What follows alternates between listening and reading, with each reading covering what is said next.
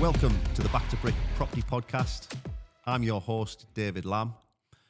On this podcast, we'll be stripping property investors and business people alike back to brick to find out how their journey can help you on your journey.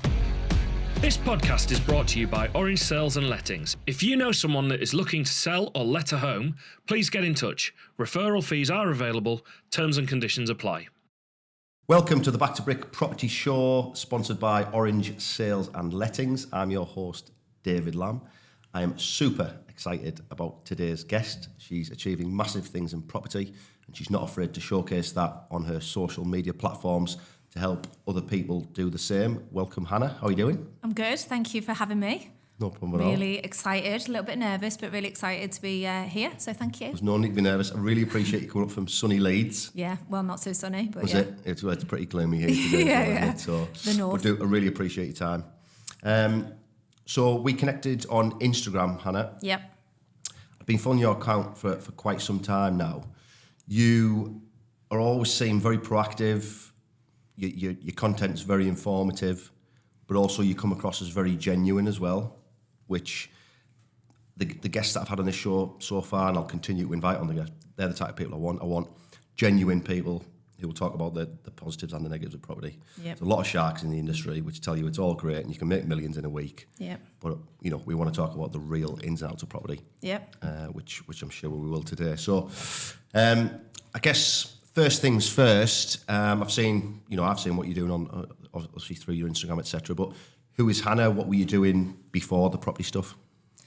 So Hannah is property investor, property developer.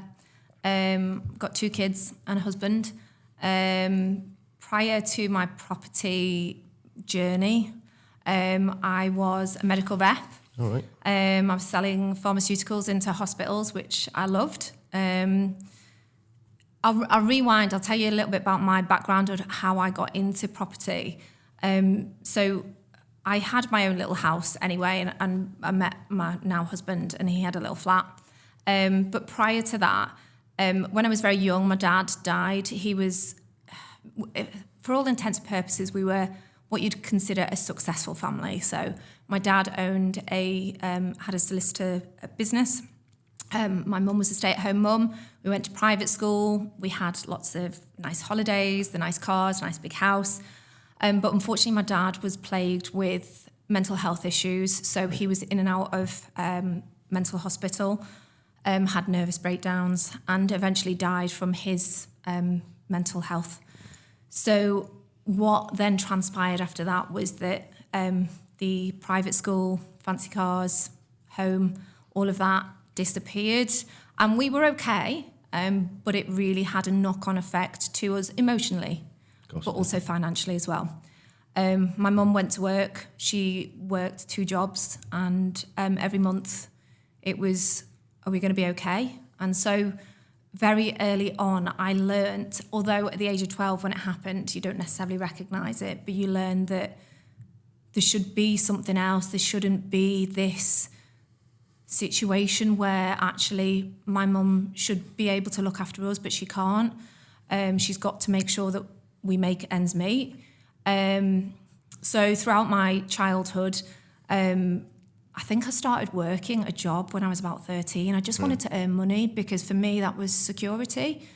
So grew up going from job to job, career to career, and eventually I left school at 16, became a hairdresser, did all these crazy jobs, and eventually went to university at the age of 22, 23 because I wanted to earn more money than I was earning.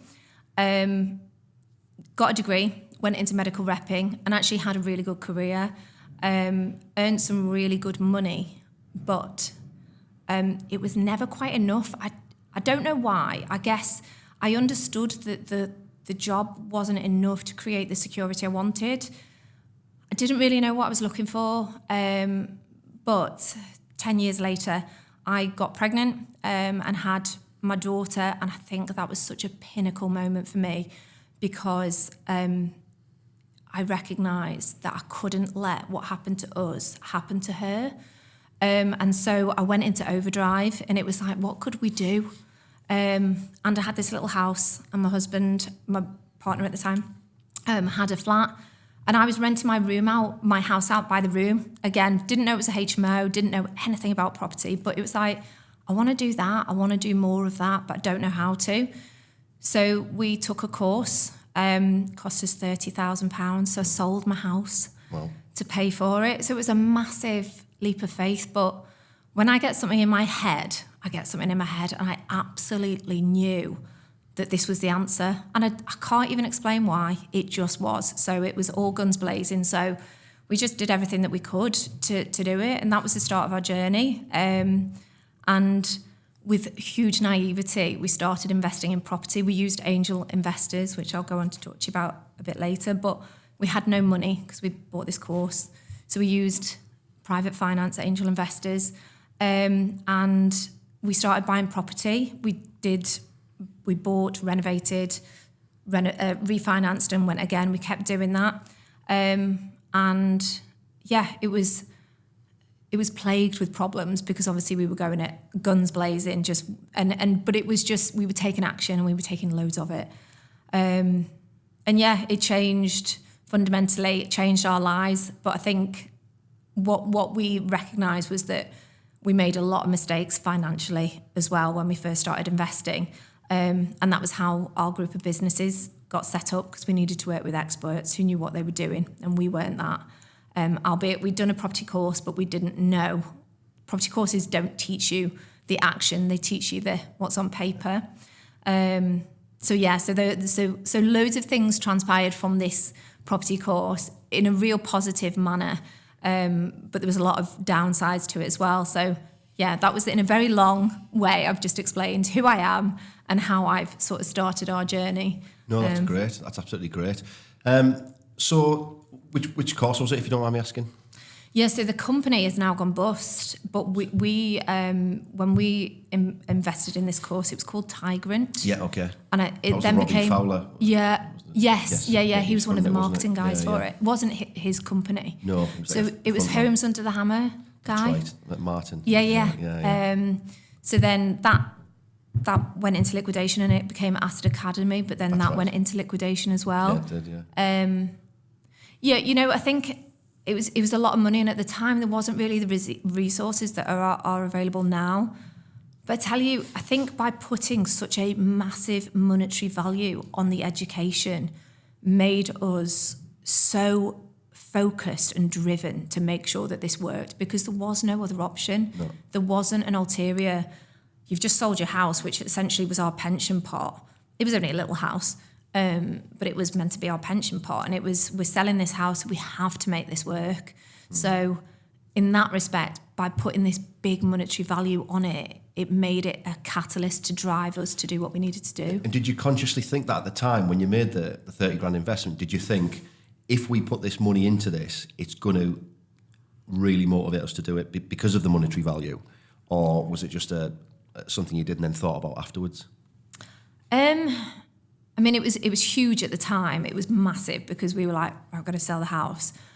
I can't explain how confident and how much self-belief we both had that this was the answer. So either Tigrant did a major job on us and made it work, but also I think neither of us are overly academic. Neither of us had pensions. Neither of us had the ability to grow our income a huge amount. So there had to be another option, because we wanted more for our little girl at the time. We wanted more for us, and it wasn't necessarily more money in the bank. It was more time to have with our little baby. And I think the recognition was we need to do something different. And it wasn't working more hours. It wasn't me climbing the career ladder, or Mike climbing he was rugby coaching at the time, climbing that ladder. It was, we want more time, and the only way we're going to do this is to create wealth or money through something else. Passive income. Was there almost a feeling of nothing to lose then, I guess? You said you were both in jobs where you couldn't really increase your incomes through those methods. So was it almost a feeling of, there's nothing to lose here?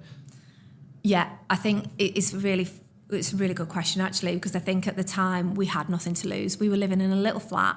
It was like, well, what can, we're selling the house. We're actively selling that.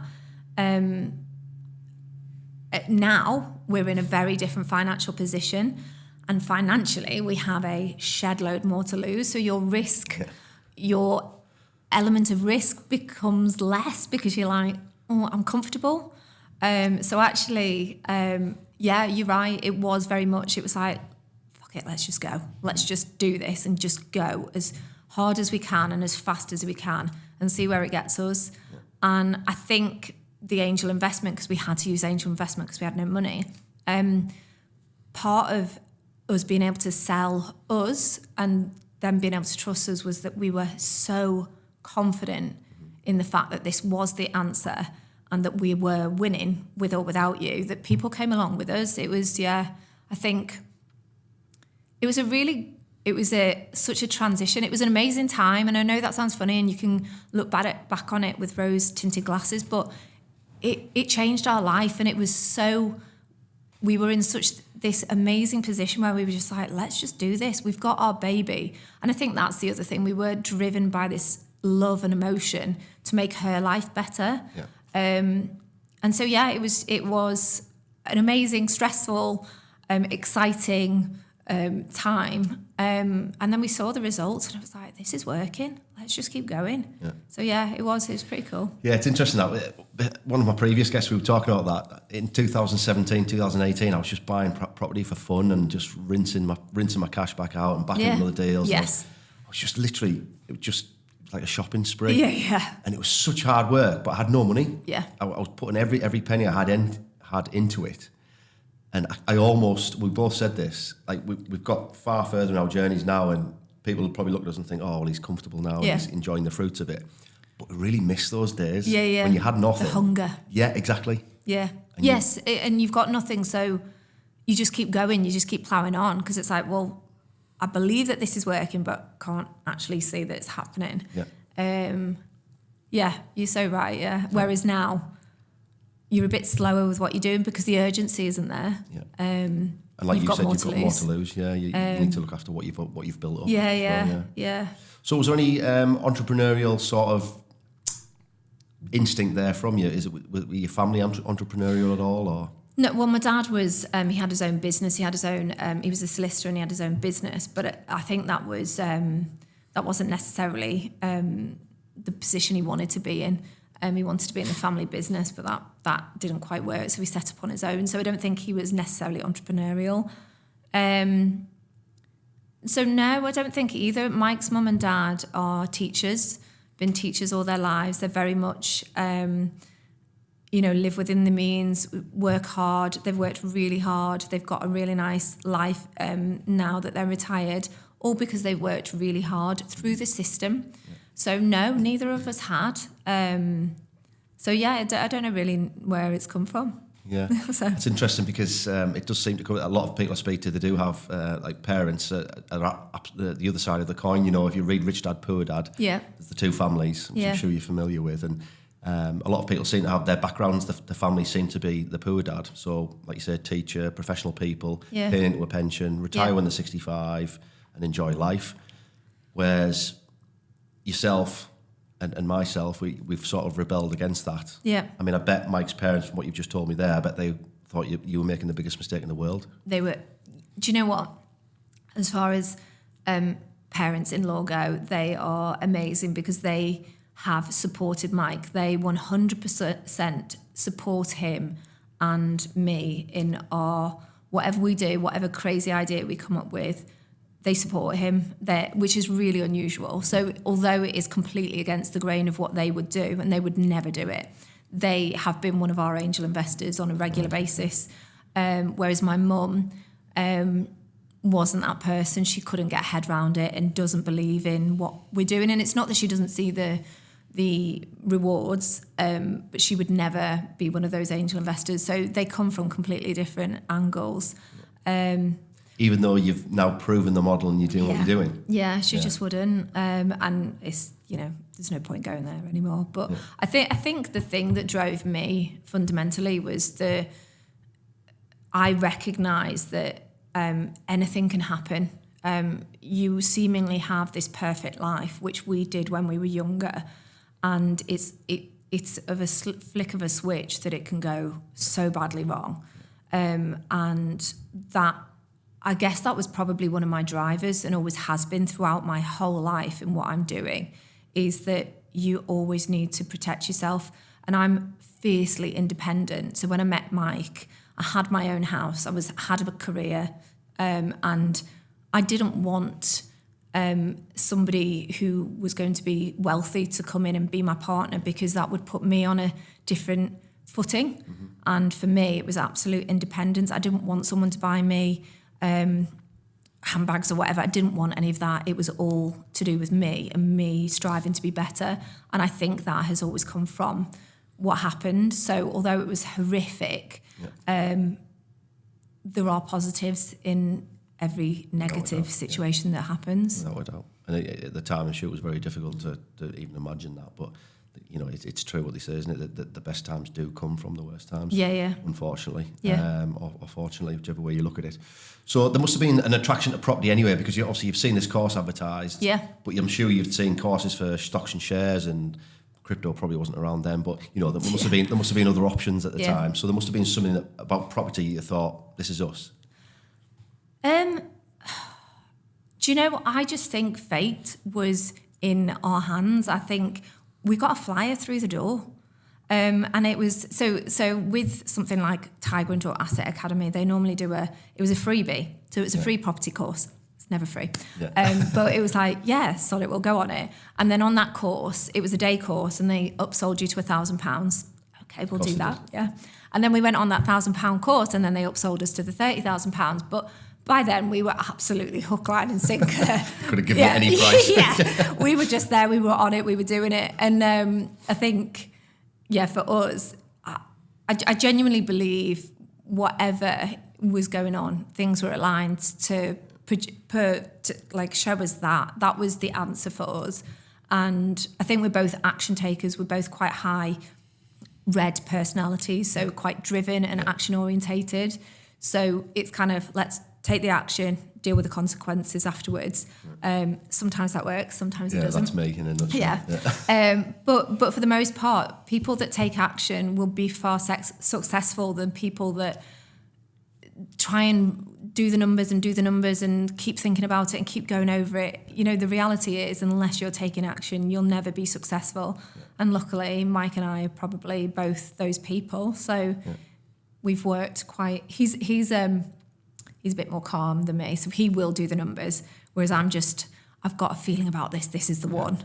You need that. So you the combination. Need both sides of the defence. So the combination, it just has worked really well. Brilliant. Yeah. Well, it seems to have worked very, very well for you. So, coming out that course, what was the next step? What was your first strategy? What did you look at?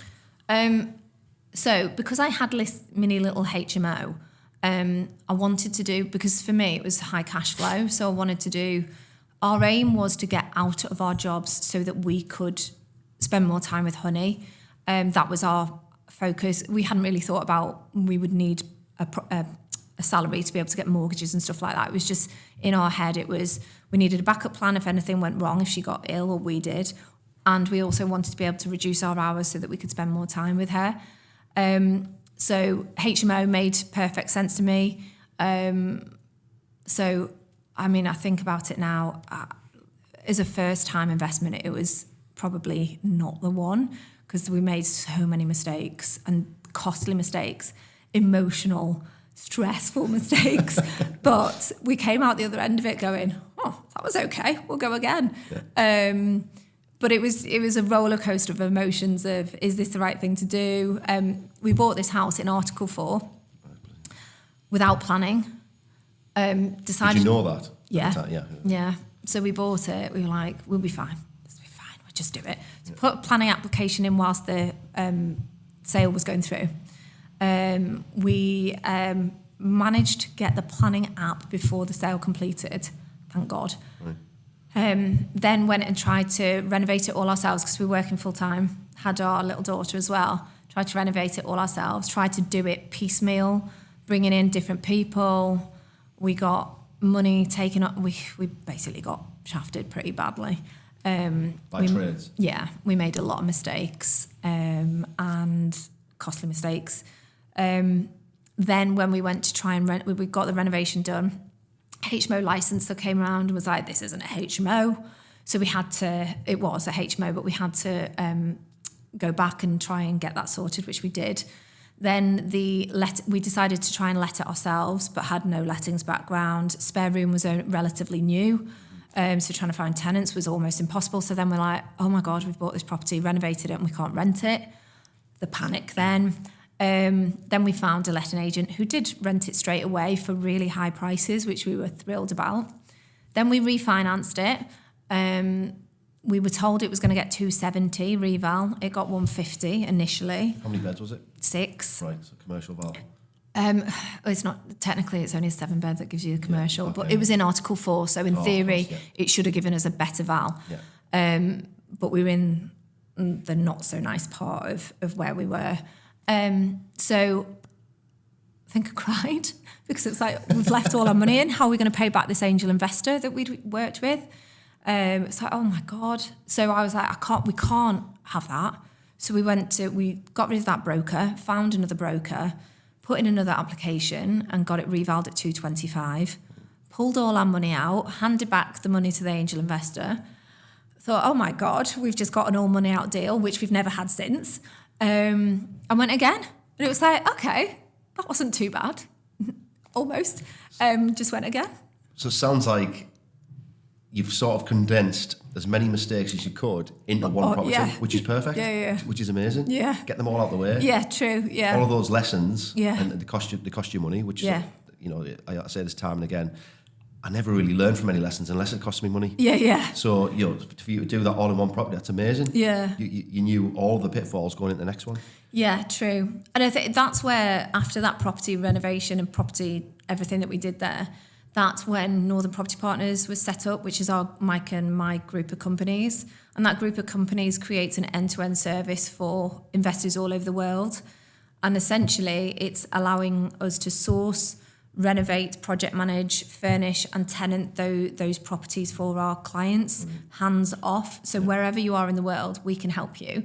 At the time when we set up those businesses, again, there weren't really those type of businesses round. No.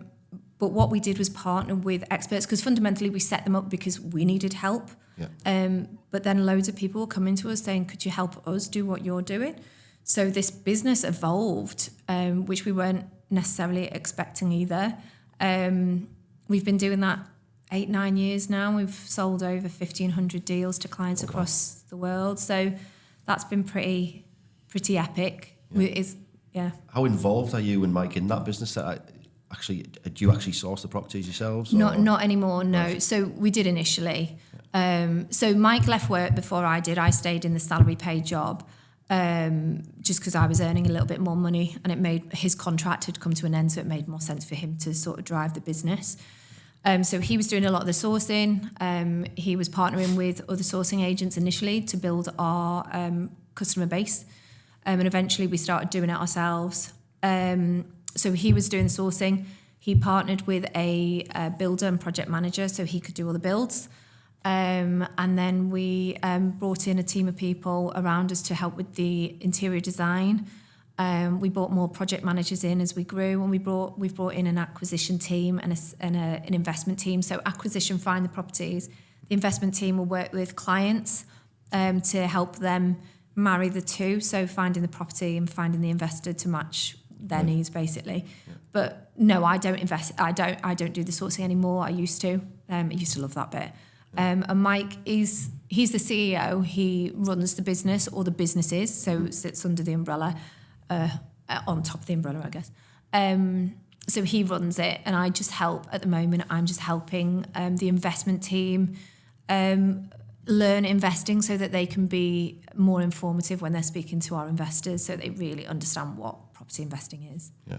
So is it always a case of you using private finance? So you match the investor up with the deal, you bring them in, the angel investor, or do you provide traditional finance as well? Yeah. So the angel investment is nothing to do with us. So if a client comes to us and they want to buy, they would have already sorted out their angel investment, their private finance. If they need a mortgage or bridging, we can help organise that for them. But we can't have anything to do with the private finance, because it's private. Fundamentally, it's a relationship between those two. Yeah, okay.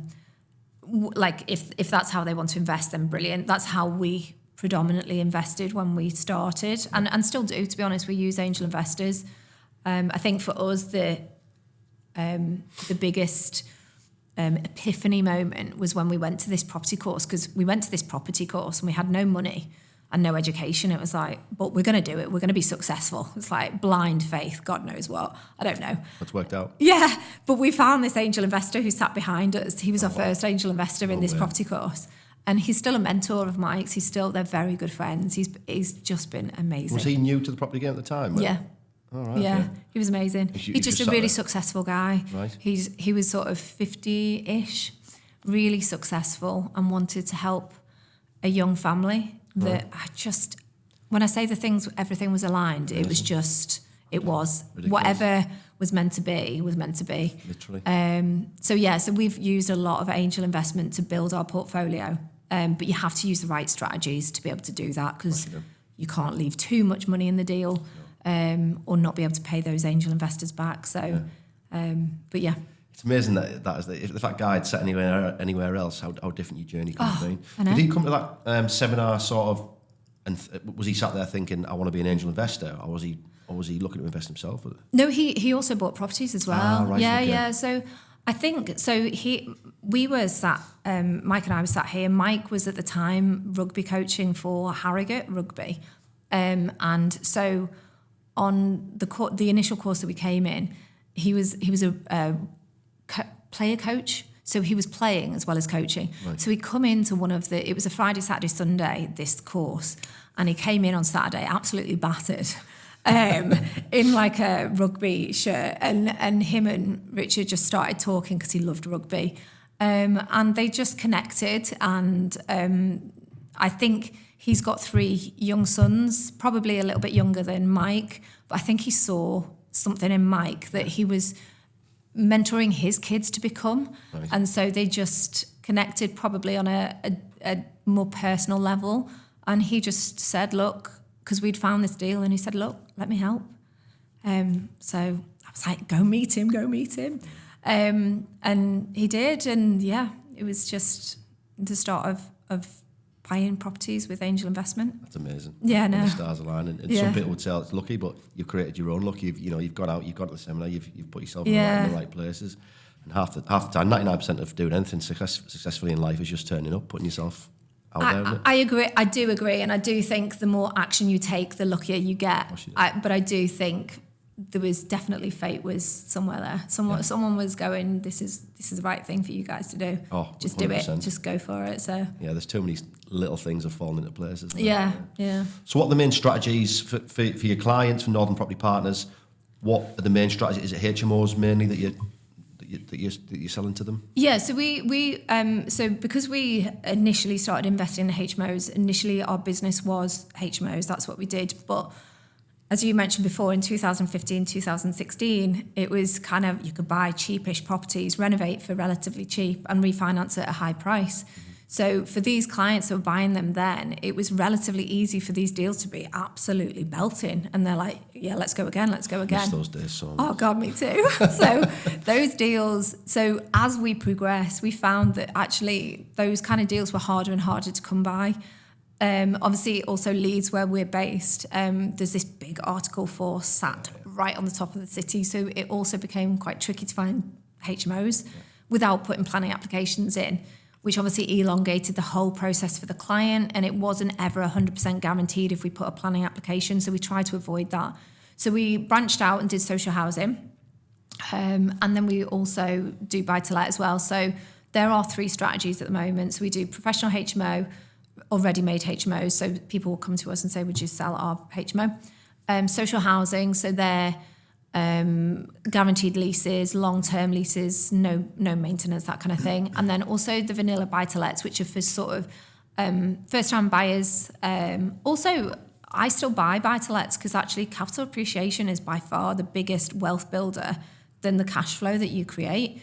So we're still mad keen on buy-to-lets as well. And in fact, we've actually kind of gone away from the social housing and the HMOs because they do require more money to invest into them because you have to have a big reno on both of them. Yeah. Whereas buy-to-let is it's simple.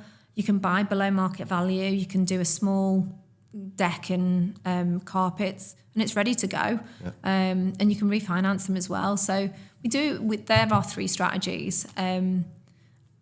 Me personally, we've got HMOs, we've got social housing, we've got commercial developments, we've got buy-to-lets as well. We've got shops and uppers, got lots of different stuff. Mm-hmm. But for me, if you looked at our portfolio generally, where our greatest wins are the buy-to-lets. Those simple, just simple, vanilla. Yeah. People think it's boring, but wealth building is not boring. Wealth building is the best thing that you can do, and that's buy-to-let. I love buy-to-let. I've got loads of them, and it's the foundation of any property portfolio for me. I said this last week, but you know, if you've got a good sort of 15, 20 buy-to-lets ticking away, it creates that foundation. You can then go out and take a few risks with service accommodation or HMOs. What some people would say are riskier sort of strategies. It's interesting that you say, you know, they're not trendy buy-to-lets. Nobody's not on sexy, are they? Nobody's on Instagram saying how good buy-to-lets are they? So you're looking at buy-to-lets from a different angle. You're looking at it from wealth creation long-term through capital growth. Yeah. How are you handling the cash flow issues in today's environment with interest rates the way they are? How are you finding your cash flows from month to month? I know long-term you're winning clearly. Leeds has done very well. But how are you managing your month-to-month cash flow? So I think for the newer investors, we're looking for deals. So obviously the rents have gone up. So although the mortgage rates have gone up, and they have, rent has gone up as well. So unless you're in a fixed contract, it's very easy to be able to increase the rent by a couple of £100 and not still be over pushing the rent. So we have had, in fact, we've just had an email from our assistant actually just saying we're remortgaging one of the properties. So we've gone, I mean, in hindsight, you wish you'd done the longer mortgages, but we did 2-year mortgages on all of ours. This 2-year mortgage was a 3%.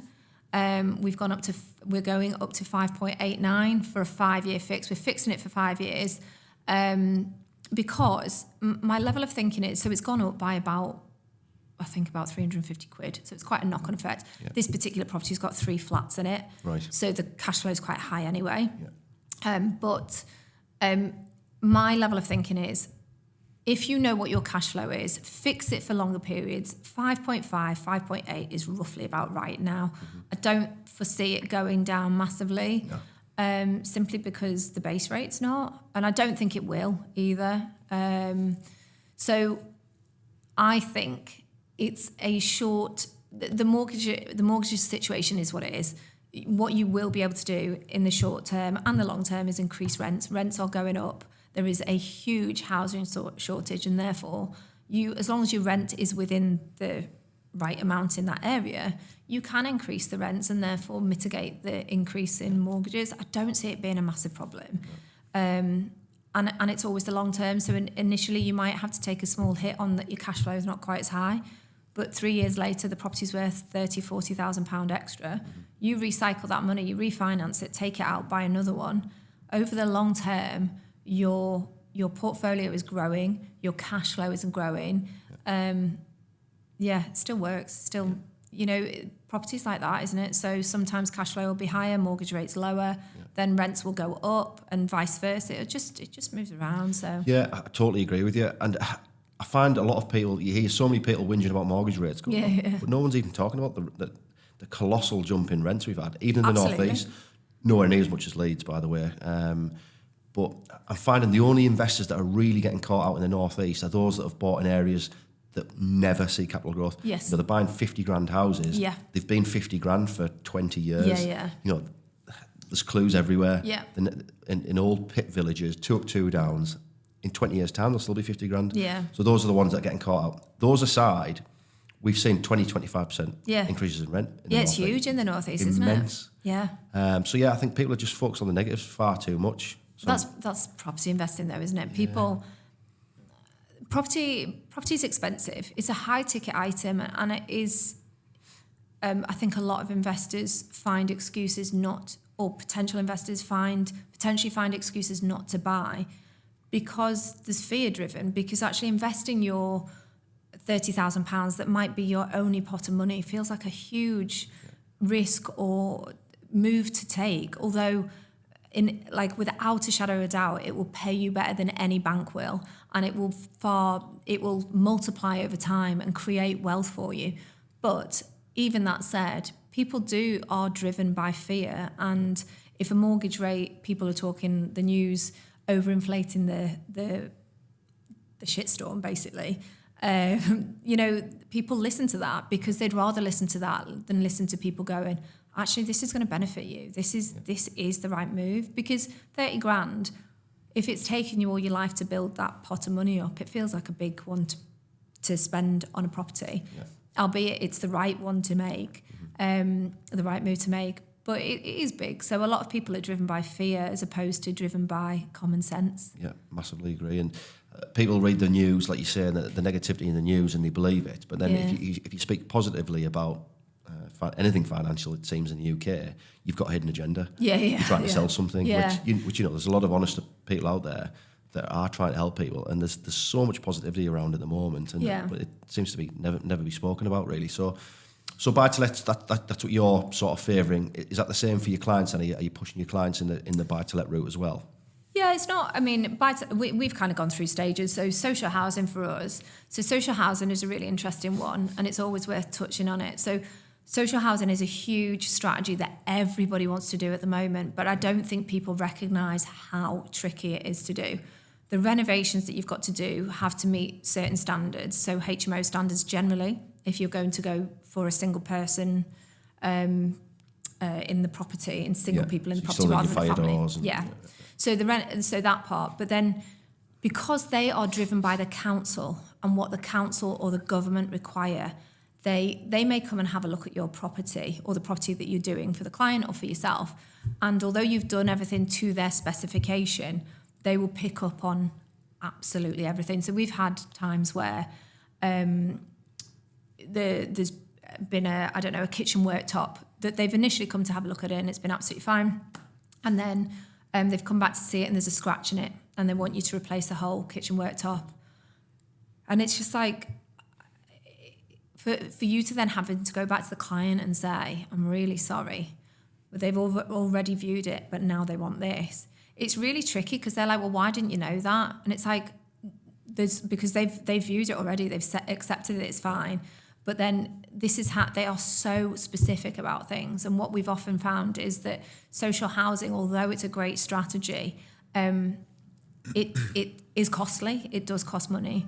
And so although it does work, and if you want a completely hands-off, as in pass your property over and it's gone, is a great way to do it. You just got to be prepared to pay for it as well. Yeah. So we've had, and also social housing providers are dictated to by the council. So if the council deviate from what they're saying, they have to as well. Yeah. So sometimes it's out of your hands and out of their hands as well, what's happening. Mm-hmm. And that also leaves an element of uncertainty for the client, which isn't great. So frustrating. Yeah, it is frustrating. So although the clients are pretty good with it, we found that buy-to-let, the simplicity of it, being able to put in a family that actually really need a nice home, they will take it as their own home. So the people worried about void periods, they generally aren't, because once they've moved in, they'll be in there for years, and that is the beauty of buy-to-let. Yeah. Versus HMO, which I love, higher cash flow, but similar to what you said, which is risk, is that, one person leaves, and you might be waiting a couple of weeks before that room fills up, and that's a knock-on effect of your cash flow. Whereas buy-to-let is just consistent. I mean, it's like compare it with dating. You go with the guy who's really boring, consistent, but he looks after you and he does everything he says, versus the guy that's, I don't know, got the flash car, a bit more risky, but it is emotional roller coaster up False and down. Economy. Yeah, exactly. Yeah. You always go when you're younger, you're kind of like, well, I like the flash guy, but actually recognising as you get older that simplicity and ease is you become way wiser. easier. yeah, absolutely. For sure. I think HMOs are great, but a lot of HMO, I don't actually hold any HMOs myself. Right. It's not something I've ever gone into.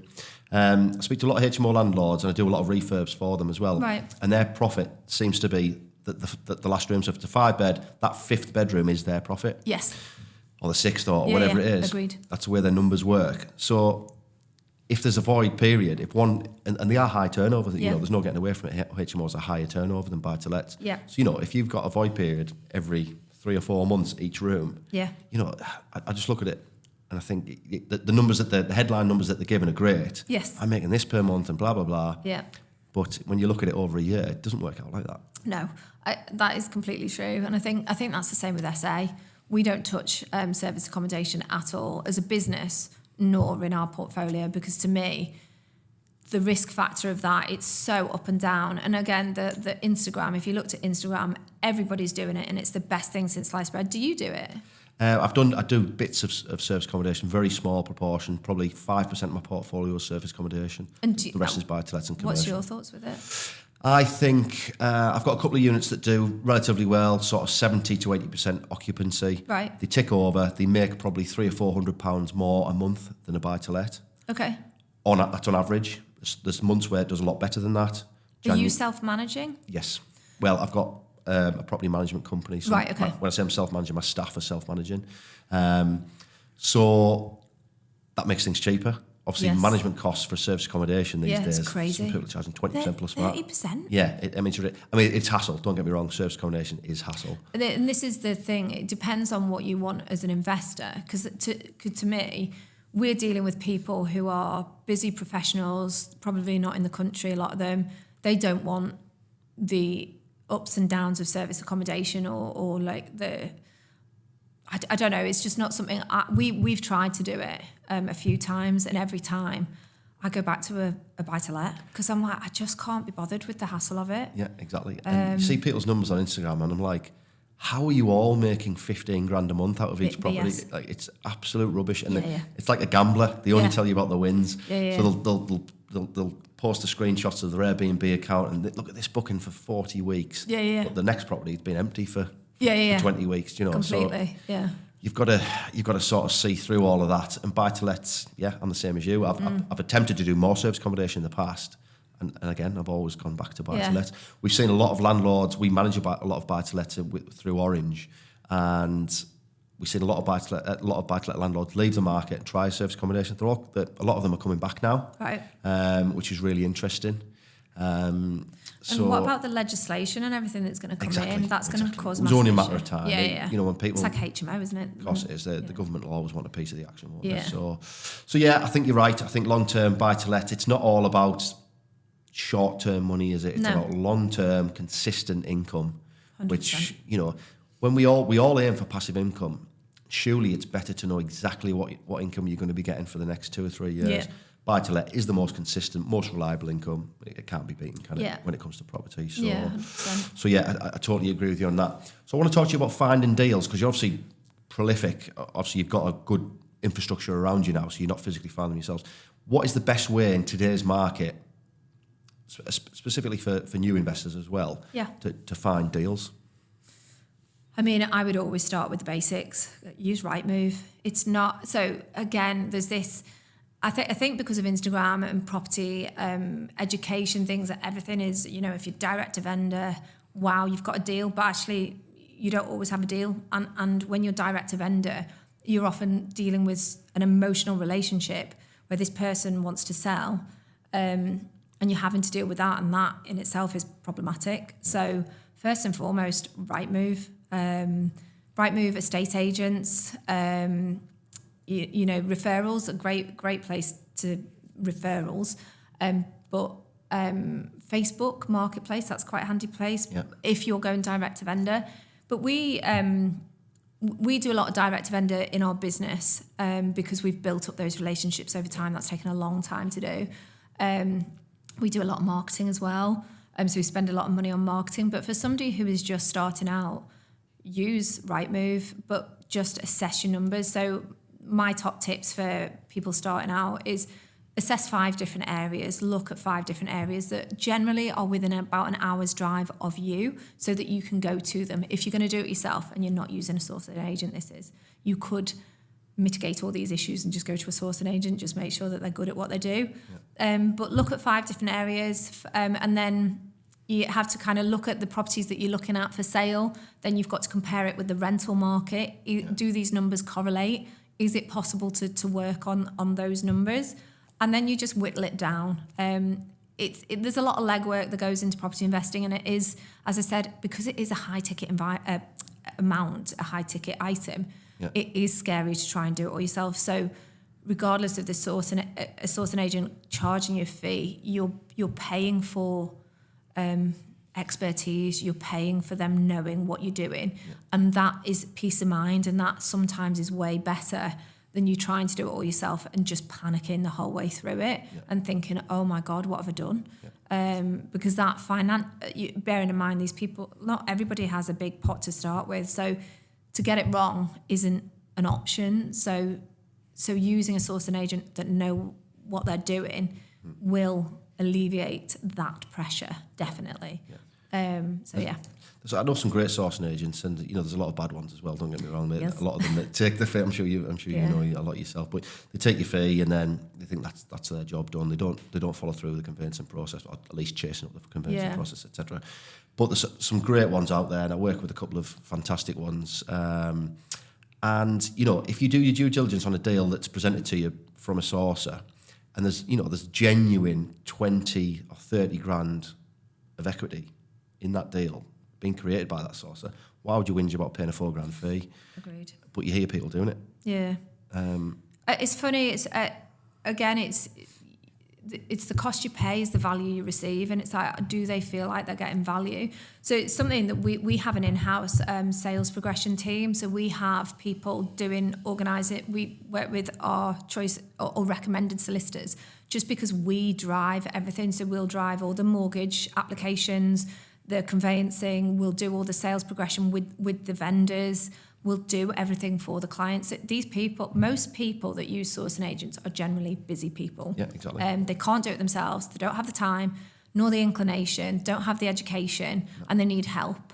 But we do so much for our fee because it's our value is given with the work that we do, but also we want our clients to repeat working with us. And if we give a good service, hopefully they'll come back, or they'll certainly recommend us to somebody else. So the conveyancing for us we make our money on completion of the sale. So we need to push that through.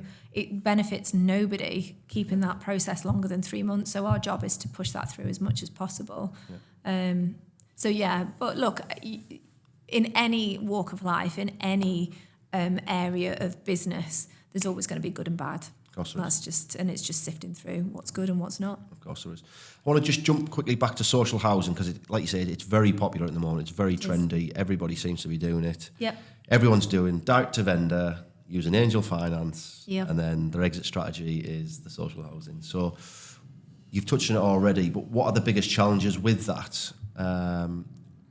We've talked about refurb specs. I'm very au fait on them because I do a lot of social housing refurbs for people. Yeah. And that you can do a refurb, an 8-week refurb, and the spec will change 5 times. Yeah. What about once you've handed over the keys? Is it as hands off as people say it is? Yeah. That bit is real. It's the bit in between, like you said. You go in there with a renovation based on their spec, and they'll come in and they'll change it. The council may pull the contract. The housing provider have changed their mind before. So we work with lots of different housing providers, but we have had occasion where a housing provider has agreed to take the property and then their contract is finished. So we've had to move on to someone else. And we've sorted it. But the point is, it's not social housing. It's actually quite a complicated strategy to use. And I think a lot of people walk in thinking it's a few fire doors, interlink smokes, job done, and it'll cost you £5,000 to do that renovation and you're sorted. I mean, renovations are sort of 25, 30k for a 4-bed, 5-bed house. You're talking quite a lot of money. Yeah. And the other thing that happens with social housing is those properties aren't necessarily, you're adding the things that are required to create a social housing property. They're not necessarily adding value to the property. So refinancing them is actually quite tricky. It is, yeah. Do you see a lot? Do you get a lot of issues with the refi? Because you obviously you see the process through from your investors from start to finish. So you must evidence at the end, that from a refinancing point of view, how difficult is that? Is there a real small pot of lenders for social housing? No, there's quite a few, and that fluctuates as well because mortgage lenders have a product and then they remove the product and then swings and roundabouts. But no, your rates are higher. So say, for example, a typical buy-to-let might be 5%. You might be talking 7% for a social housing mortgage. Right. But no, there's plenty out there. There's nothing that what I say to everybody is you will always be able to refinance. You'll always be able to finance social housing. Yeah. It just depends on what you want to finance at. Because if you're wanting to finance at 5%, you need to go down the mortgage route, the buy-to-let mortgage, and buy a buy-to-let as opposed to social housing because it pays you well. You obviously don't pay management fees, which is more money in the pot, but your mortgage will likely be higher. So swings and roundabouts. Yeah, that's it. I mean, the benefits are clear. The no management cost, not just the cost of management, the no hassle of management either. A 5-year lease traditionally, I think a lot of them seem to be. Ours vary 2 to 7 years. Right. So 2, 3, 5, and 7. So the security's there. You're getting a specific amount of money, which we touch on how important that is. But the upfront costs seem to be a lot higher than people think when they're getting into it. 100%. Yeah. I had a client the other day saying he's bought a house with us already and he wanted to buy one without using us but just use our developments team. So he came to me and he said, I found a house, I've done the renovation quote, it's 11,000 something or other. And I was like, how did you come to that? And he said, well, it's just a couple of fire doors and some decoration. I was like, I really wish it was. I genuinely wish it was, but it's not. And you will never get that. And he was like, okay, I really need to rethink my numbers then. Like, yeah, you do. At least he listened to you. Yeah. I get a lot of people coming to me with refurb. I can do it for this. I'm like, can you? Yeah. Really? It's impossible. Have you thought about this? Have you thought about that? And they're like, oh, yeah, it'll be fine. And then, come back to you and they've spent triple what. I think naively, a lot of people don't think about things like rip out, skips. Waste removal, Yeah, like all of the things that you need. There's so many things that people don't think about. And arguably, we didn't when we first started. And you brush past it because you think, it's just a small amount. But actually a rip out, multiple skips, whatever it is, could cost you 3, 4, 5 grand. Easily. And people just don't recognise that. And that would have quite a big dent on your profit if you hadn't accounted for it. So. It's things like, including the rip out, like wallpaper removal. You know yourself, if it's an really old rundown house, it'll have 4 layers of wallpaper on.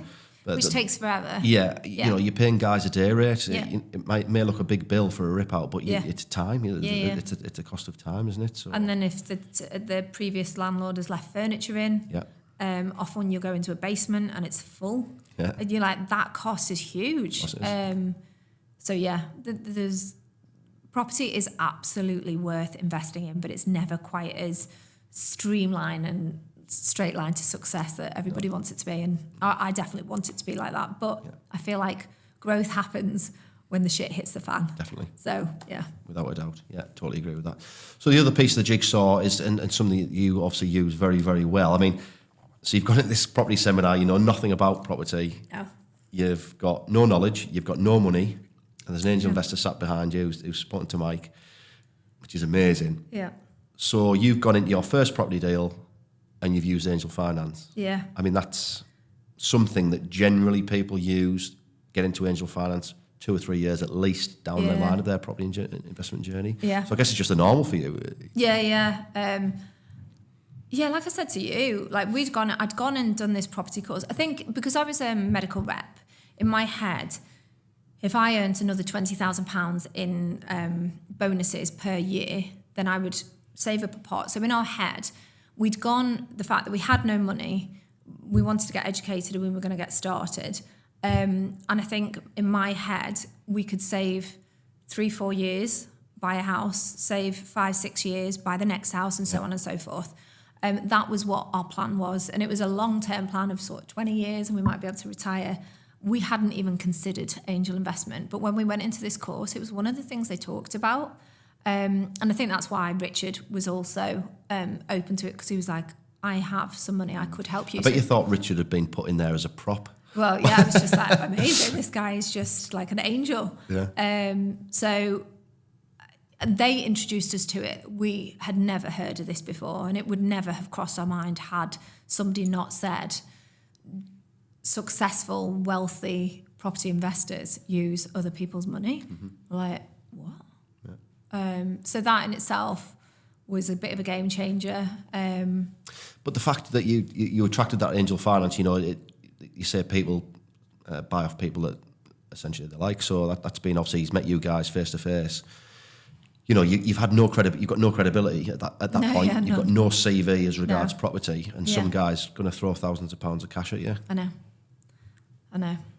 Well, I mean, he had enough money to lose, I guess, if it had gone wrong. Yeah. I don't think it was that. I just genuinely feel like I said, him and Mike are still really good friends. They still spend time. Mike has now started to mentor his boys in property. Brilliant. So it's this circle of support between the two of them. They're both...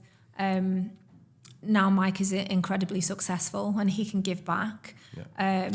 And that's the beauty of that relationship. And that's built over, you know, the last 8-9 years. So I just think he saw something in Mike that was in his younger kids. And I think when someone is really, truly successful, they want to help other people be successful. It's not a case of, I don't want to help you. He saw our situation, really resonated with our situation as well, but also he liked Mike, and I think, like I said, he wanted to help. It was ultimately amazing. That is the be all and end all. Yes. Do I like these people? Yeah, isn't completely. It? Yeah. So what about a new investor that's maybe's got 3 or 4 properties in the portfolio already and have sort of hit a glass ceiling? They've run out of their own cash, as happens to most of us. You know, in the early days, what would your advice be to them for finding angel investors? So my whole thing with angel investors is I talk about networking. So I'm a really bad networker because I don't like speaking to people. But you're doing all right so far. Yeah, thank you. I'm all right talking one-to-one. It's just in a big room I get a bit panicked. Yeah. So this is ideal for me. Yeah. But so it's about networking. So I always start at home. So think about what it is that you're trying to do. Also remember, there's more people that have money than you would anticipate. You assume that no one's got money, but quite a lot of older people do have money stashed away, generally in a bank. So I always say, start off with your friends and family, and initially write a list of people that you think may have money, but think about everybody. So write a list of 20 people, and then you need to focus on speaking to those people about what you're doing. That age-old thing that everybody always talks about is talk to everybody, tell everybody what you're doing. And I know sometimes that feels a bit uncomfortable because you feel like you're bragging, but it's not. You're talking to people so that you can help them. Bear in mind, in my opinion, angel investment or private finance is an opportunity for both parties. The party with the money is going to get more than they're ever getting in the bank, and the party who's trying to invest would be able to give a great return for the use of that money. Yeah. So it's always start off with your close circle and work your way through that. And just keep telling people. And I do believe that eventually you will find somebody that will trust in you. You also have to work on yourself. That's the other, I would say that. You have to be confident, and you have to believe that you are offering a solution. But you need to know your property deal in and out. If you're going to find a property deal, you need to know the numbers like the back of your hand. Yep. You need to be able to back up what you're saying so that this person trusts that if they do lend you the money, they can get the money back out. Contracts need to be signed. They need to be legally binding contracts. Yeah. What kind of charges do you generally set up for your... We normally do 8% on a retainer. So if you're a cash flow, we have two strategies. We have a capital investor and a cash flow investor. So for a big HMO, for example, that we're buying, renovating, refinance, we'd use a capital investor. So they may give us £200,000 in exchange for 10% rolled up. Right. So we don't pay anything on a monthly basis. We'd say £200,000, and at the end of the year, we'll give you 220. Yeah. And it's rolled up, so we give them 10%. Say, for And that's example... because, go on. that's because you need that extra cash flow. Yeah, because on a bigger deal, Yeah. you're throwing more money at it, Yes. so you need that monthly cash flow. Yeah. And the other thing is, when you're first starting out, you don't have the cash to be able to give them that retainer. So if you're doing big chunky investments, make sure that you do that contract that works for you, but also they get a really good return for it as well. Yeah. So we always offer that. If, for example, the renovation or the refinance didn't go according to plan, so say, for example, you managed to get £170,000 out of that bank, out of that deal, and you left 30,000, but your capital investor might want all of their money back, we would look for what we call cash flow investors. So cash flow investors are generally people who have less money. Yeah. So they might have £30,000 in the bank. They don't want to touch property. They're not interested, but they would like a nice little retainer. Yeah. So we would use that person with the £30,000 and put that into the deal so that we could pay back angel investor, capital angel investor. And we'd pay him cash flow investor based on the income that's coming in. And we'd hold him there for maybe 3-4 years. Then we'd refinance the property, take out the equity and give it back to him. What you find with the cash flow investors is they don't want to go anywhere because they enjoy the income that's coming from it. It's way better than the bank. They're getting paid, completely passive. They love it. So you offer to hand it back and they're like, no, keep hold of it. I'll just continue doing what you're doing. So that's how we It's a we great break it down. setup. I've never heard anyone Use it using like that way. Yeah. Or if they do, they've never explained it like that. Right. So, you've got this capital investor, which is providing all the cash you need for your deals, but Yeah. you've got this safety net in the background Yeah. of someone who can sort of fill in the gaps. Yeah. It takes away somewhat the element of risk of And the stress that you might feel if you don't get the right refinance, which feels massive when it it's doesn't. probably the most stressful thing about property, isn't it? 100%. Especially when you're using other people's money. Yes, absolutely. The refinance is always the panicky bit. But there's a lot of those cash flow investors. And I think Mike and I have always come with the thought process that, £30,000 isn't enough to buy a HMO. So they're people that we would want to work with because they want to work with us. But I don't want 5 or 6 of them to buy a HMO. I'd rather find that big capital investor, and then I'd rather work with the cash flow investors to work on those HMOs that we might not get all our money out the deal, which, as much as everybody wants those all money out deals, they are very rare. So you need to have that backup plan. Yeah, without a doubt, yeah. I think when people get into using private finance, and there's almost sort of a self-worth issue there, isn't there? Like, well, hang on. Why would someone invest in me? Yeah. And I think people go through that. I think everyone goes through that process. Did you go through that? Oh my God, yeah. Still do to some extent. You still cringe at yourself, like, oh my God, I've got to go and ask them. But it's thinking about if you change your mindset slightly, that it's an opportunity for them. They will earn more money than in the bank. You're buying bricks and mortar. It's tangible. It's insurable. It's the safest investment asset that you will ever buy.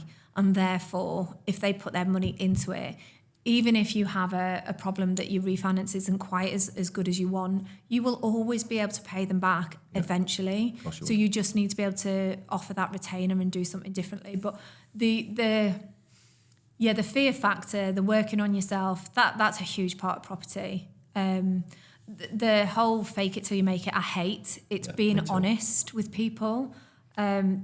This is new for me. And arguably, if you're going to go do private finance, maybe work with a mentor that's done it before so that they can help guide you, but also that you can stand on their shoulders and go, look, my mentor's done it 100 times and they've proven themselves. So I am following their process. Type of thing. Yeah. And so use those people, work with those people that have done it before so that you feel confident when you're doing it. But it's a proven strategy, and your confidence will grow over time if you deliver. So if you lend, refinance, pay back, and deliver on what you said, people will start trusting. Your name will become more. People will believe in what you're saying. People will take confidence from that. Word of mouth. It's baby steps initially, but yeah. Yeah, no, as you gain credibility and prove, like you said, prove the model. Those investors, those capital investors, they're going to repeat invest, aren't they? They're going to leave the money with you. Yeah. It's amazing the amount of people that hear you using private finance and they've just had the same pot of cash for Yeah. 5 years of someone. Yeah. Why would they want it back if they're making 10%? You know, especially in the low interest environment that we've been living in the last sort of decade. Yeah. It's been Getting an higher amazing- though, isn't it? It is, yeah, but you know, the private finance rates It's still are getting better. slightly, they're still better, like you say. So, Still better. but it's a win-win situation, and you are providing a service to that investor. Yeah.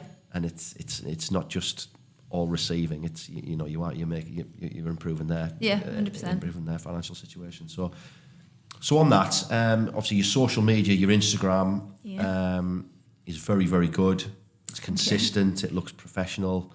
I love it. You do provide a lot of value. You're not talking fluff. Yeah. As a lot of people do. You do like a 2-minute reel of fluff. You're providing good quality support to people. So how do you find that? You say that you don't network very well. You say you don't speak to people. And how do you find the social media side of things when you're in front of camera? Yeah, I don't overly mind that. I can do that. That, to be fair, that took me a long time. If you scroll back to my original posts, the majority of them don't have me on them. So it did take a lot of time to kind of get my head around that I could do it. Also, I'll be brutally honest, they've got filters on them. So all my issues about looking horrific or old, you can hide pretty much with a filter. So it works really well for me. So there is that, being really vain. But social media is brilliant. Like for me, that platform is there to help grow our businesses.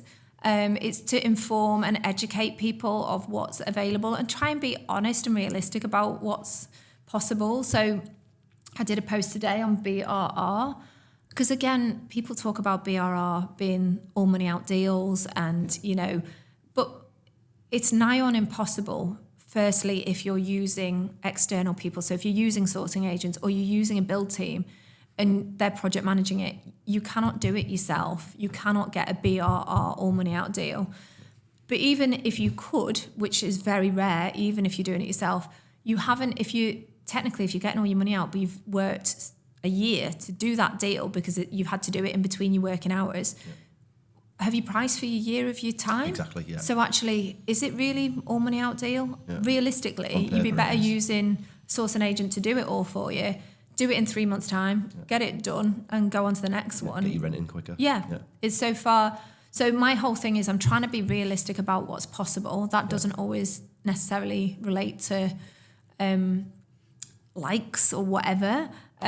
But it's just trying to be realistic about what's possible and hopefully educate people. I think people appreciate that when you talk about any subject. If you're talking about the negatives as well as the positive, I think people buy into that. They can see.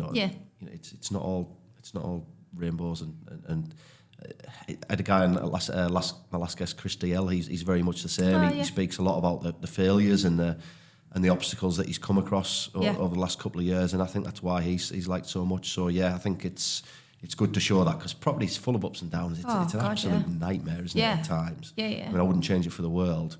But yeah, there's certainly obstacles as you go along. So what sort of results have you seen from your social media? Have you seen sort of tangible traction as regards your businesses? There's a lot more people messaging who want help, definitely. So people that come through my Instagram get passed over to our investment specialists, so they then deal with them. In regards to, the amount of followers I'm getting has increased significantly because the amount of people watching has increased. Yeah. Nonetheless, that doesn't necessarily equate to people, buyers, investors working with us. So definitely helping a lot more people who are buying deals. It's just, I think also it's not just about sales, it's about educating. It's also about showing people that we are real and that what we're doing it's trust, know and like, isn't it? Evidence. Yeah, evidence. So there's that as well. Yeah. We're property investors as well. So although we're sourcing agents and we help people with this end-to-end service, we are property investors and there's nothing that we haven't dealt with emotionally, financially, that we can't help other people with. We can really resonate with that process, and I hope that comes across too, that although we're sourcing agents, we are also people that are investors, and that we've got to where most people would want to be, but we're still helping others because it's changed our life completely. So financially, time-wise, emotionally, it's changed us from a confidence perspective, from a wealth perspective. And if we can give back and help other people, even get a fraction of what it's done for us, if we can help other people do the same, then we're winning. Yeah, for sure.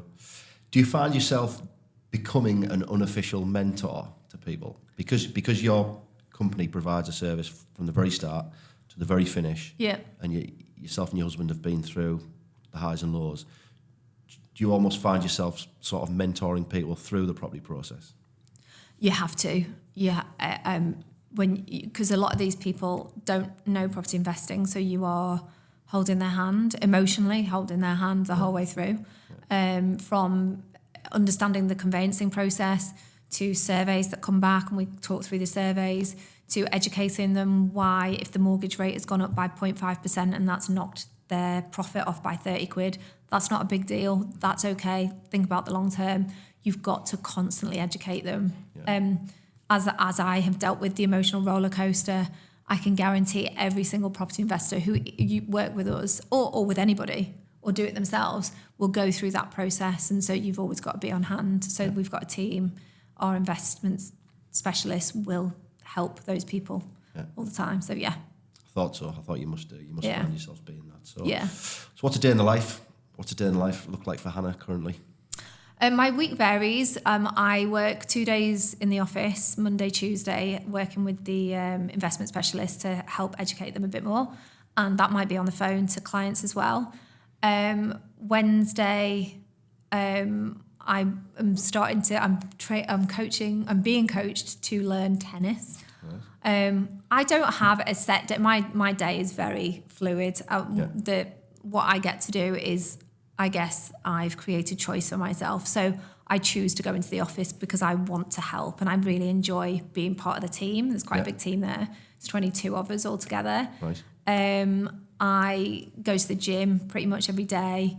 I drop the kids off. I pick the kids up. I have coffees with mums. I've chosen all the podcasts. I was doing a presentation the other week. I choose to. I'm in a position now financially where I don't have to work, and I choose. That's worth more than money, isn't it? Yeah, completely. And I'm still. So me and our assistant, who's also our portfolio manager, so we work together looking for deals. So for us, this is specifically for us. So there's portfolio type stuff that we do, or that I'm doing, or Mike's doing. We're looking at new developments. We're looking at land. So there's a lot of that as well, but it's very relaxed. It's not like it used to be. It's not sort of a million miles an hour. It is, we've got things going on in the background, but there's no. So you're overseeing. You're working on the business rather than in the business. Yeah, exactly. Which is the end goal for 99% of investors. Yeah, completely. And I think that's the other thing when people start up a property business or a sourcing business. It's not a business until you have people, you're leveraging people's time, they're working for you. Otherwise you are fundamentally the business, and if you're not working, you don't have a business. So it's taken a long time to get there, to be fair, and it's still a work in progress. Mike, we are coaching and mentoring people at the moment to try and get them to the position where they can take over the business as well, and then that is true freedom, according to how we want it. Brilliant. You've touched on land there, and you spoke about commercial shops with uppers and stuff earlier. So, and we talked about how much you like buy-to-lets, and I totally agree with you on that one. Where do you see the biggest opportunity in the UK right now in property? I mean, again, this is quite. Look, everyone will see it differently. There's lots of different opportunity. There's opportunity in buy-to-let simply because we have a massive housing crisis. So that will never stop being an opportunity until they sort out the amount of homes that are being built. I don't foresee that happening anytime soon. So that to me is a very simple opportunity at a low sort of capital budget. Other opportunities are developments. We have got a big lump of bricks and mortar at the moment that we're trying to get planning on. But it's an opportunity. But we bought that almost 2 years ago now, and we're still in planning. Nice. And so there is opportunity, but it's long. Like, you have to have a long-term vision on things like that. And I think we've done quite a few developments, and they take so long, and they can be stressful. So for us, opportunity would potentially be planning flips. So finding a piece of land, put a planning application on it, and sell it to a developer who wants to do the work, because it's actually, the planning's the pain in the arse. The rest of it's relatively simple. There's a lot of value in it. Yeah. So planning flips for us is something I'm focusing on. Property trading, so finding off-market properties and finding those really good quality below market value properties and pass them on to our clients as well. So that's like something we're really interested in as well. There's opportunity everywhere. It just depends on your capital budget, your risk factor. But I think in property, there is so much to get your hands on. There is. Are you at the stage now where you say it depends on how much capital you've got and the opportunity, when the opportunities come across, are you at the point now where you think, irrespective of the deal, I'll find the cash, I can make it work? Yeah, it depends on what the deal is, though, because I said to you that we're doing developing, but you have to be so prepared to. I like things to happen pretty quickly. Yeah. So for us to be stuck in planning for 2 years, and we're still stuck in planning, the initial excitement that is there, like, oh my God, this is a deal. Yeah. 2 years on, you're just like, oh my God, I'm so bored. So you just kind of want to get rid of it. Yeah. So I think... We still own that. Yeah, exactly. Yeah, still got that over there. Yeah. It's not doing anything other than dwindling our money in our bank. But anyway. Yeah. So I think, yes, look, if the deal's there, we will find the money. There's always that. And that's the beauty of angel investment. Angel investment allows you to catapult your business quicker, and it allows you to get to wherever you want to get to financially a lot quicker. Whole new world, isn't it? Yeah, but there's a lot of responsibility with that as well, because if you don't get it right, you have a major problem. So you need to be absolutely A1 confident that you can facilitate getting that loan back to that person. So it's not done without a huge thought process and making sure that you're doing it right. Yeah. There are deals that I don't at the moment. We're very much, would we do more developments? I don't know if we would, just simply because of the speed in which it takes. Mm-hmm. And if you think about how much money is tied up in that deal, and we're just waiting for us to get the planning before we can go and develop it. An opportunity cost there, because you could be doing all other things. Yeah, huge. Cash, the amount of money that we've put into that property. And it's not that we bought it in an auction, so we bought it very cheap. Yeah. I mean, I say cheap, relatively cheap. Yeah. But then you have to wait for planning, and that's the bit that takes the time. Yeah. So there's opportunities in different ways, such as the planning flips, that kind of thing. Yeah. They work because very liquid, isn't it? Yeah, it's a lot more liquid. You don't need as much capital. And our opportunities for us is this year, it's buying small properties in great areas that would be buy to let. Cash flow doesn't have to be killer, doesn't have to be amazing. Yeah. It just needs to buy in quality areas where over time that property is likely to double in sort of 10 years. That's the sort of things we're looking at. We're looking at those. There for me is the opportunity. Absolutely. Yeah, brilliant. So you've had a hell of a journey, unbelievable journey, and I'm sure that'll continue to grow. But what's the end goal? I think as an investor, as an entrepreneur, the goal never stops. The goal always moves. Yeah. So when you get to that goal, so we wrote our goals at the beginning of this year, and you write those goals and you look at those goals on a regular basis. And if you succeed those goals, that goal just changes and gets bigger and better. Mm-hmm. In no way are we ready to sort of settle down and go and live on a desert island. But, the end goal would always be, from a point of view of our children, is absolutely the knowing that we have protected our kids from anything going wrong. That I know this sounds really daft because my little boy, you know, he can, as a boy, he can pretty much do what he wants. But my daughter, financially, she's independent. She needs to not rely on anybody else other than herself, because that all goes into her trust. And she's got that, as well as my little boy, obviously, but boys are a bit different because women don't, you know, women generally lean on men for finances, and that was something I never wanted to do. And so be able to do that for my daughter as well as my son, to know that they, for the rest of their life and for their kids' lives and so on and so forth, that portfolio will get bigger and worth more money, that they can continue to live off that and their kids can. You feel like your job's done, but it's not. It's in no way. But that was our first and foremost what we were trying to do. But honestly, we've got a great passive income, and it's, you know, really nice, and we have a very nice lifestyle. But I want to grow that. I want to. Our goals, if say for example our passive income was £50,000, our next goal would be £100,000 per month. We would just keep pushing it because why not? You can. So. Especially if you're doing something that you enjoy. Yeah. You know, it becomes about more than the money, doesn't it? Yeah, but 100%. Amazing, absolutely amazing that you can put your kids in that position. Yeah. You know, you should be very proud of yourselves. And you know, I know where that driver stems from, and to create what you've created is unbelievable. Yeah. So for any new investors starting out today, then what would be the number one bit of advice? If you could only give one bit of advice, what would that be? Start.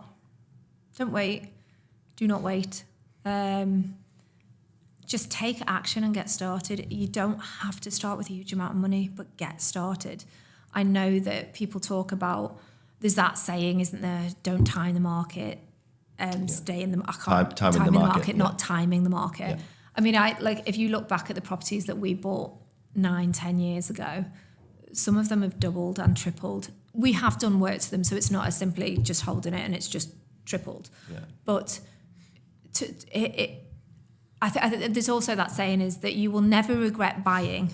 You will only regret not buying enough. Yeah. God, if I'd had the hindsight of knowing what I know now and how cheap properties were when we first started investing, my God, I wish I'd bought like loads of them. But we didn't, and we're still doing okay. And the point is, you mark now and you go, if I buy now in 10 years' time, you'll wish in 2024 that you'd bought 10 times what you bought then, because it will continue to happen.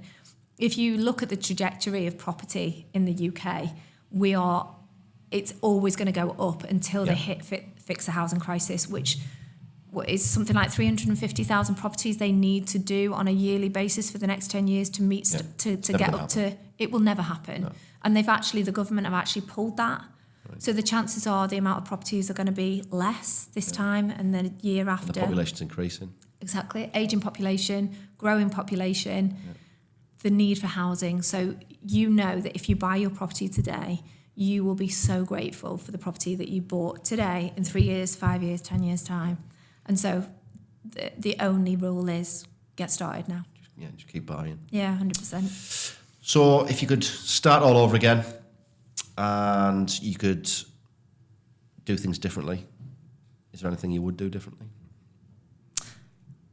Like I said, I'd probably buy more. I wish I bought more. I think in regards to business, I think we would have simplified what we did. Just in regards to the offerings that we made to clients, we were very much trying to work on a bespoke basis where a client came to us and said, I want, 3 flats in a terrace house, and we would go out hunting for it. And rather than having 3 strategies like we do now, buy-to-let, HMO, social housing, and just simplifying it so that our clients knew what they were working with and we knew what we were doing. So from a business, just simplifying what we were doing, but just with property, no, I love every minute of the journey that we've done. It's been extremely stressful, a lot of it, but it's been positive stress. It's been exciting, and knowing that we changed our life, just, I think, sheer naivety initially, just throwing ourselves all in. Love that. But had we not done that, we wouldn't be where we are today. So, no, love the journey, and we are where we are because of that. So I wouldn't change any of it, no. It's an amazing journey, really is an amazing journey, and I'm looking forward to seeing the rest of your journey, I guess, continue online. Thank you. I'm sure you'll be keep posting as regularly as you are. Yeah. And I just want to thank you for your time, Hannah. Thank you. I've really enjoyed speaking to you. Yeah, it's been brilliant. Thank you. Good luck with the rest of your journey. Thank you. It's been brilliant. Thank you very much for inviting me. No worries at all. Cheers. If you are listening or watching online, please do like, subscribe, and share. It really does help. Until next time, take care.